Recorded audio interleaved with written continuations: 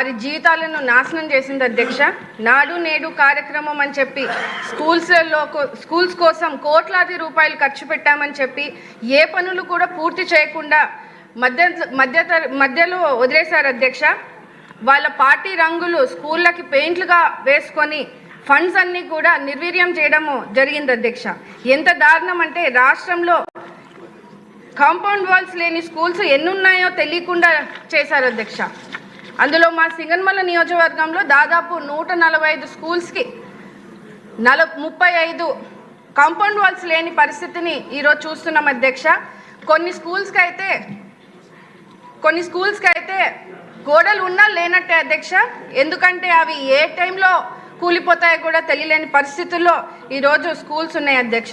ముఖ్యంగా కేజీవీపీ లాంటి గర్ల్స్ హాస్టల్స్లో కనీసం 5 అడుగుల గోడ కూడా లేని పరిస్థితిని ఈరోజు చూస్తున్నాం అధ్యక్ష. వాటి వల్ల పిల్లలు చాలా ఇబ్బంది పడుతున్నారు అధ్యక్ష.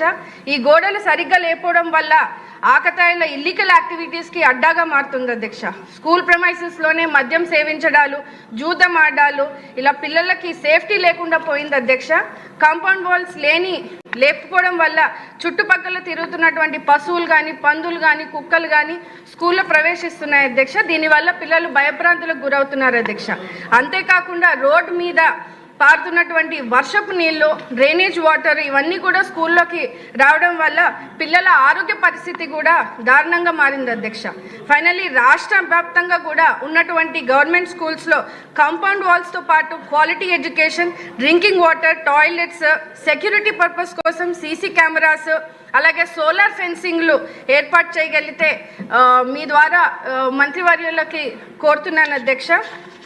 అదేవిధంగా గవర్నమెంట్ స్కూల్స్లో బేసిక్స్ నెసెసిటీస్ లేకపోవడం వల్ల డ్రాప్అవుట్స్ కూడా ఎక్కువ అవడం జరిగింది అధ్యక్ష. దేశ చరిత్రలోనే మొట్టమొదటిసారిగా భారీగా మనకి మెగా పేరెంట్ టీచర్ మీటింగ్ పెట్టి విద్యార్థుల తల్లిదండ్రుల ద్వారా సమస్యలు తెలుసుకునేందుకు కృషి చేస్తున్నటువంటి మన ముఖ్యమంత్రి వర్యులు నారా చంద్రబాబు నాయుడు గారికి, అలాగే మన లోకేష్ అన్న గారికి అభినందనలు మీ ద్వారా తెలియజేస్తూ రాష్ట్ర వ్యాప్తంగా ఉన్నటువంటి ఈ కాంపౌండ్ వాల్స్ ఇబ్బంది లేకుండా సరిపైన సౌకర్యాలు అందించాలని కోరుతున్నాను అధ్యక్ష. పల్లె సింధూరారెడ్డి, మీరు చెప్పిన దాన్ని అదే కుక్కలో పందులు కాకుండా కొత్త విషయం ఉంటే చెప్పండి. థ్యాంక్ యూ అధ్యక్ష. విద్యారంగంలో ప్రక్షాళన తీసుకురావాలని మంచి ఉద్దేశంతో సమూలమైన సమగ్రమైన మార్పు